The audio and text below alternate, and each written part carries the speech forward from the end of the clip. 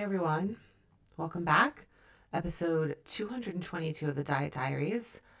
Today I think is going to be a super short one. This is the part 2 from last week, and it may be a little bit repetitive, but that's not necessarily a bad thing because I record these podcasts about all different topics. They're 15, 20, 25, 30 minutes. You may listen to them once.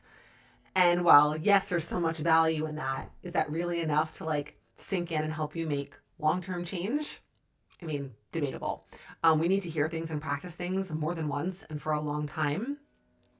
Sometimes that's a subjective term, to really internalize and get lasting change. So the fact that this might be a little bit repetitive, I actually think is a good thing. So last week I talked all about the shop bop sale and all the links that were being posted and how you need to have this, and really understanding what's the difference between influence and inspiration, and how am I going to feel when I have this, and why do I feel this compulsion and this need to buy all this stuff to have all these things, and what is that link, how is that connected back to food, right? And how are you figuring out what works for you? Are you just taking all these things at face value and just doing them and trying to make it fit your life and then things are not working? Or are you really kind of thinking critically and looking at how these recommendations, these ideas, whether it's clothes or food or anything else, really fits with your needs, your preferences, your goals, your lifestyle, your budget? So what I wanted to talk about today, kind of building on that, there was another sort of specific thing on social media. This was probably a couple of weeks ago. So when I follow, her name's Brittany Sansone. I've talked about her many times before. She's the one I did the podcast about, who had the tummy tuck. And I've said I love her style. I've gotten a lot of ideas from her. There's stuff that she posts that makes me feel uncomfortable, but there's a lot that doesn't. And so I'm learning how to filter that out for myself. Anyway, so she posted a hair tutorial, and I happen to love the way she wears her hair. And she's like, I'm not a hair person, but you guys are asking me for this. And it was funny. The camera fell over. It's kind of like a funny video. She was very honest about the fact that filming a hair tutorial is not her area of expertise. But she's showing us how she does it.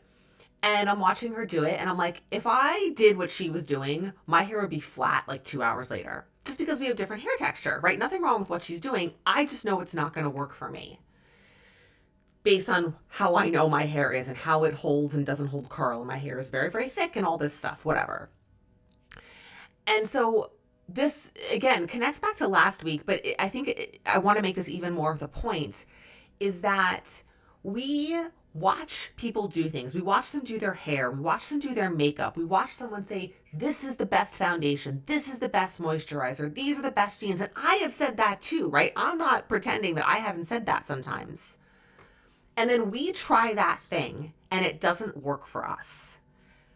But what happens is we don't think that the product is the problem. We don't acknowledge that maybe those jeans just don't work with our body type, or that moisturizer or foundation doesn't work well with our skin texture or our skin tone or the oiliness of our skin. We make it about us and we feel like something is wrong with us.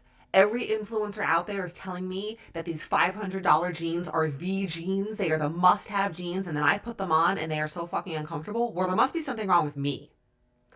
That's the crux of this, is noticing your brain's reaction to when the must-have thing that everyone has doesn't work for you, or maybe you just don't like it. The reaction is that there's something wrong with me. There's either something wrong with my body, or I must not know what I actually like. I must not have good taste if I don't like this thing that everyone else likes. And that neither of those things are true.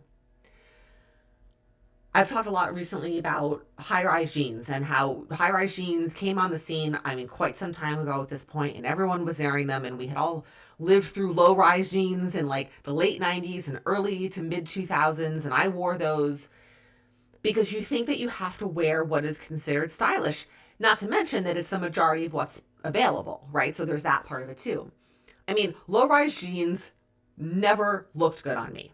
They were never comfortable. I would sit down, my ass crack would hang out. I would have, a large part of my stomach being really exposed. It didn't feel good. I was always self-conscious. But I wore them because that's what everyone wore. Same thing with high-rise jeans. Until one day, I have a couple pairs of high-rise jeans that literally come up to like a couple inches underneath my boobs. And sometimes I wear them and I feel like I am suffocating. And I'm like, why the fuck am I doing this? Because this is the style? Because this is what I see influencers wearing? Well, guess what? If you have a longer torso and shorter legs, high rise might work really well for you, but I have a shorter torso and longer legs, so super high rise doesn't work great. I literally feel like my pants are up underneath my neck, and I'm sick of it. And I don't like how it looks when shirts are tucked in. So A, sometimes it's not comfortable, and B, I don't like how it looks. Well, guess what? That's not something wrong with my body or my opinion. It simply means that that style of jeans doesn't appeal to my preferences and may not work for the proportions of my body. And just because some other influencer out there is saying these are the must-have jeans, well, might not be must-have for you. They might be must-have because they're trickling down from the shows at Fashion Week in Paris, and they're posting affiliate links and want to get paid, right? Like, we need to be discerning. We need to pay attention to what's being told to us and stop just taking it at face value. Because there's not something wrong with us if those jeans don't work. There's not something wrong with us if that makeup look doesn't work. There's not something wrong with us if you simply don't like that thing. I wrote an email about this months ago about barn jackets. Barn jackets became like the really popular jacket this look, and I just didn't like it. And I wrote about this idea. I was like, well, do I not know what I like? Can I not trust my own opinion? There's a lot of that happening where we just can't trust ourselves.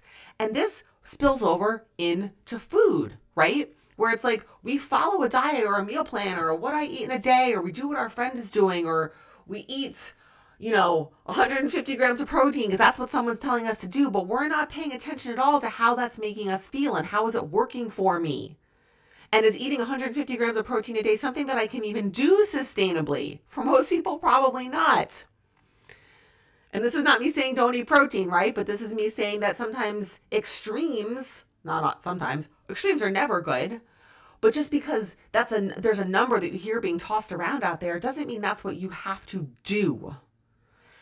Or that the method to get there is the only way to get there, right? Like I have a client right now who has significantly increased her protein, who thought she was eating well over 100 grams of protein a day. When we looked at her, when she did some food journaling, we talked about it, she's probably closer to 50 to 60.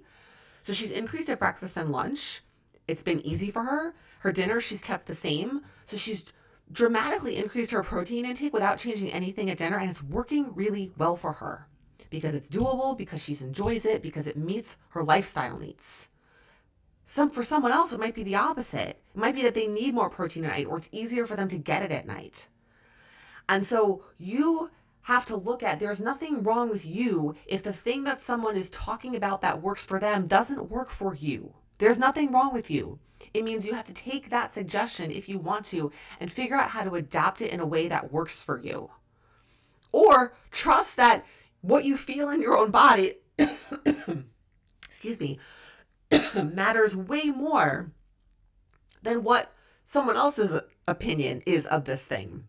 And they can say it's the must-have or the best protein source or the best smoothie or the best yogurt bowl or the best jeans or the best hairstyling tool or the best foundation or the best mascara or whatever it is. But if you put it on and either A, you don't like it, B, it doesn't make you feel good, it doesn't work for you, it doesn't get you the outcome that you want, then it doesn't work for you. And there's nothing wrong with you because of that. It just means that we're all unique individuals and we need different things. And just because someone is telling us this is the must-have, you need this is the best, doesn't mean it's true.